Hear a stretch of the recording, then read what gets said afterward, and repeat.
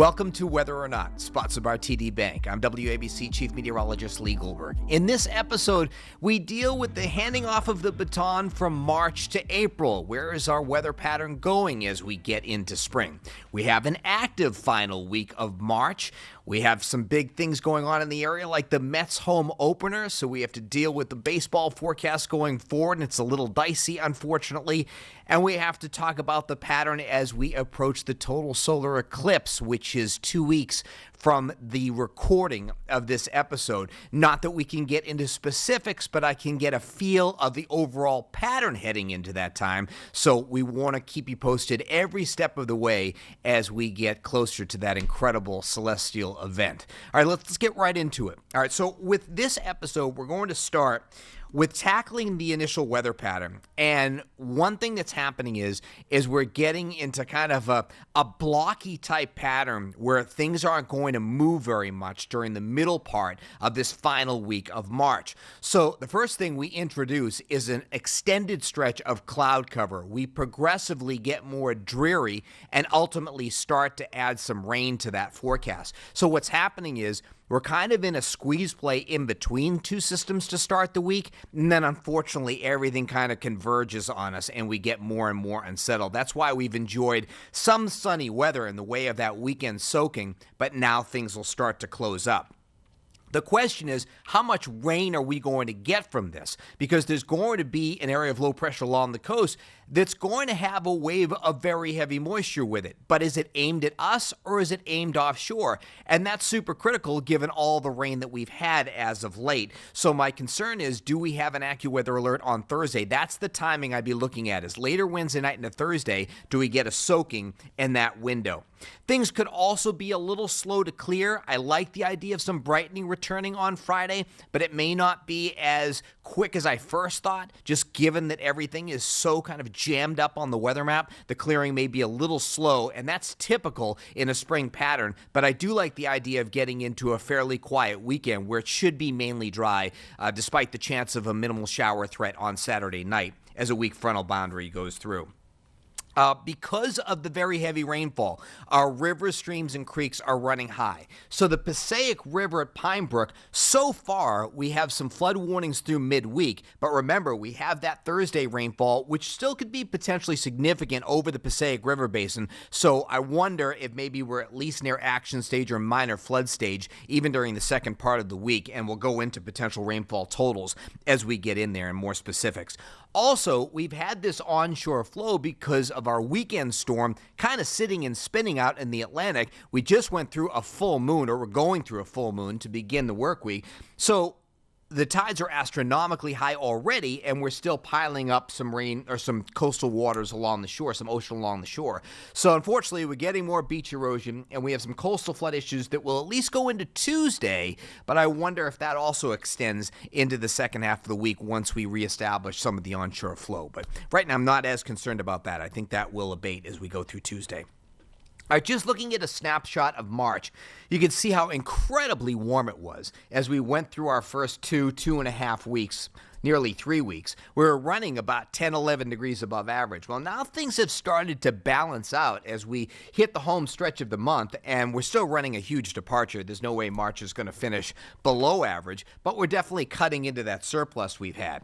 Now, rainfall, of course, has been epic once again. After going through a fairly dry February, we've really piled up the rainfall totals, and we're running about 5 inches above average. We have over, I believe, 8 inches of rainfall in March. And, of course, snowfall, we've only had a trace, which is well below average. So, normally, going into this rainfall potential second half of the week, which is probably somewhere in the 1 to 2 inch category for most, that wouldn't be a problem in most scenarios, but given the overall wet environment and the fact that the ground's really wet, I think we could have some additional minor flooding as we go through that Wednesday night, Thursday time period. And again, with the rivers and creeks and streams running high, I have a concern about that as well.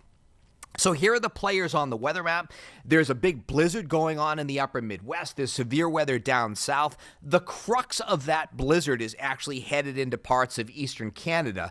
And I'm not really concerned about the real juice with that storm coming our way. That's why it's going to be a very slow process in getting our steady rains going. We might see a little drizzle coming in on Tuesday east of the city. We might get some showers that get a little bit more numerous by later Wednesday, but I'm really looking at Thursday at that potential for some heavier rainfall. And again, it's still potential. It's not a slam dunk. The heaviest rain could be aimed offshore, but I do have some concerns about it. And let's go ahead and look at the setup as we go into that and look at the overall Futurecast. Let's start with the closing window of clear sky, which is going to happen quite dramatically. In fact, if you're an early riser on Tuesday, not so much at the coast or eastern Long Island, but you may have a little bit of brightening, and it's not that it would be so gradual where it would go to, clear to partly cloudy and then overcast. It would just be a bank of clouds just sweeps into the area. So unfortunately, once we get to mid or late morning tomorrow, I think we're overcast, and then you're not seeing the sun again until at least Friday. So it is a 3-day stretch where it gets quite dreary. Now, overall, the chilly shot that we got after our weekend storm, that overall chill is kind of fading. I mean, not that it won't be raw as we get into some dampness midweek, but overall our temperatures are climbing up. So they're not the big problem. And precipitation type is not the problem where we got the icing in High Point, New Jersey, and some snow upstate in New England. This next storm is going to be all about rainfall. But you look at the overall Tuesday Futurecast, and we're just going to see a lot of cloud cover, and maybe there's a little sprinkle as we go into eastern Long Island. We probably just kind of hover in the upper 40s much of the afternoon hours. It's kind of raw. Wednesday is when we make the jump where there might be some spot drizzle in the morning, and then the showers become a little bit more numerous as we go through the day. But it's interesting in that the rain now is coming from that western system. So we've moistened up from the ocean flow east, but now we're getting some of the impacts initially from that approaching cold front, which in and itself wouldn't have been a big deal. We'd get some showers later Wednesday into Thursday, and then we'd start to dry out. The problem is that we've got a wave of low pressure on the front, which develops along the southeast. And as I've described this to you before, when you have a front that a wave of low pressure develops on it, it's almost like a weight. If you were, taking a workout and you put on your ankle weights, it's tougher, you're moving more slowly. That slows down the front, enhances some of the rain, and extends your unsettled weather stretch. So here's just a look at some of the projected rainfall totals as we go into the day on Thursday. And this is Wednesday night through about Thursday night. And I think a general 1 to 2 inches would be likely. The heaviest rains are definitely focused along the coast, so if we're going to go north of 2 inches, it probably would be Connecticut, Long Island, and coastal New Jersey, but we could still get over an inch in the Passaic River Basin, and that's why, I still am concerned that we could go back into some minor flood stages on our area rivers. Well to the north and west, you lower the totals with the rainfall. Maybe we're even less than an inch of rainfall in the Poconos and Catskills. So not great news when it comes to the Mets home opener, which the Brewers are in town. Supposed to be a 1:10 first pitch at Citi Field. And I don't see how it's dry. It looks like a wet day. The best thing we could hope for is that corridor of heavy rainfall is aimed offshore.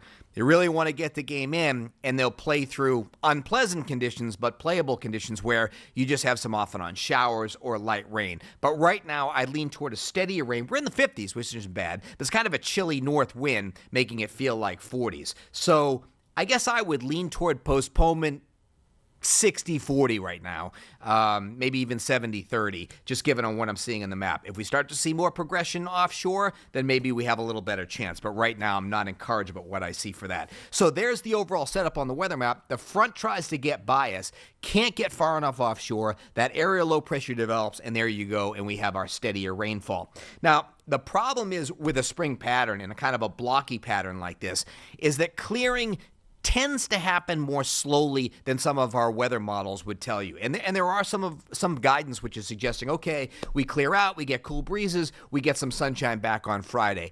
I don't want to forecast aggressive clearing. So that's specifically on purpose, I worded it as drying versus clearing because there'll be a better chance of seeing break south and west. The clouds could hang in north and east. And in a worst case, you have some leftover showers to start the day on Friday, especially north and east. It'll also be kind of a chilly breeze that comes in that day. I am more confident that we'll dry out for the weekend. And Saturday should at least be partly cloudy. It's a nice day. There is a weak frontal boundary that tries to come through Saturday night into Sunday morning. Again, that timing can change. We're still several days out. But I think the majority of the weekend would turn out to be dry, other than that shower threat. And for the most part, the breezes will stay because that storm is slow to exit. But I think we'll at least be in the 50s, so seasonable temperature. All right, let's move on now to the overall pattern from March heading into April. And what I'm noticing is that things unblock a little bit. It definitely looks like things are jammed up initially, and we get our storm system mid to late week, so into Thursday. That begins to move offshore, and will start to dry out. If you look, or if you're watching this versus listening to this on the podcast, there is still some kinks in the steering winds that are working on Friday. And what I mean in that, it kind of comes down to a V right down the East Coast. So the overall trough hasn't moved off the East Coast. Just giving me the idea that, yeah, that clearing may be a little bit more sluggish than some of our modeling would suggest. But that does move off the coast as we go into the weekend. Now, warmth starts to build, as it usually would, of course, across much of the country during spring, but it kind of gets cut off at the pass. Overall, I'm not seeing big warm-ups over the next 7 to 10 days and into early April. I think we'll go from seasonable temperatures to then maybe a little bit below normal, then back to seasonable. You'll get your 60-degree days. Our average highs are already in the low and mid-50s this time of year, but I don't see us getting into the 70s with any frequency and getting any real, spring fever built up here with any type of warmth. Even though it'll build in the middle of the country, we have these little shots from the poles that come down. We don't have direct shots, so I don't think we're like way unseasonably cold, but we're just not allowed to get into the toasty air that's probably getting up into places like the Virginia area, maybe into D.C. We'll see all these great temperatures at times into early April down through the mid-Atlantic, but they won't get into the Northeast. Now, we can go pretty far out looking at what our steering winds look like into the first week of April. And, of course, there's a lot of interest as I look at this pattern as we get closer to the total solar eclipse. And we can get some sense at how things will evolve. I can't tell you, listen, it's going to be cloudy or sunny at 3 o'clock in the afternoon on April 8th, the afternoon of the eclipse. But what I can see is how the pattern's starting to evolve. The overall Arctic air still looks locked up. So, I don't see anything significantly cold. Our air is mostly Pacific, kind of modified Pacific with a little polar air in there, so seasonable, maybe below normal, which would lead me to believe we might be in the 50s as we head through that part of the week. There still is a very active subtropical jet. This is kind of a signature of El Nino, which, by the way, is waning, and we're going into a La Nina. So there still will be a lot of storminess down south. So it's not a slam dunk that we're dry up here into that week. But I think things start to unlock a little bit near normal temperatures into that first week of April, which once again will be maybe mid-upper 50s. And then in terms of precipitation, unfortunately, there still is a normal to above normal signal there. And just looking at the overall trend, it looks like that week there is a fair amount of warmth in the western part of the country that's trying to come our way, and we're dry, not necessarily this weekend coming up, but the weekend that follows, leading into the eclipse. It looks like there's a drier signal heading into that weekend. The question is, will it hold into early part of that next week when the eclipse is on that Monday? And even if it did hold in terms of dryness, are we already having some clouds spill in from that next system? So that's my concern right now, is that right now the timing may be a little off, and that our weather is starting to deteriorate as we go into eclipse time. Maybe it's not bad weather, but are we starting to see some clouds moving in so that the coastal plain is more favorable for partly sunny skies or mostly sunny skies, where inland, in the path of totality, which is, of course, your Buffalo, your Syracuse, your Plattsburgh, your Niagara Falls, is that area already starting to cloud up? I mean, too early to tell you specifics on that, but that's at least my initial concerns. Looking at the overall temperature trends before I let you go, is that we have some warmth coming in. We're definitely losing that chill that we established behind that weekend soaker, and we'll have temperatures that could be near to above normal into the upcoming weekend. But notice how we get into that first week of April, our temperatures are seasonable to slightly below. So we'll watch that closely. So again, big questions this week will be, how much rain are we going to get on Thursday, and will we renew the flood threat, both minor urban flooding and potentially some river flooding as we go through late week, and that's what we'll be addressing for you. In the meantime, our early call is for about 1 to 2 inches of rain there, and of course we're already 5 inches above for the month, so I am concerned about a flood threat there. We will update whether or not accordingly as we get closer to that storm. That's the way it's shaping up now. Thanks once again for tuning into Whether or Not for all your weather information. We'll see you next time, rain or shine.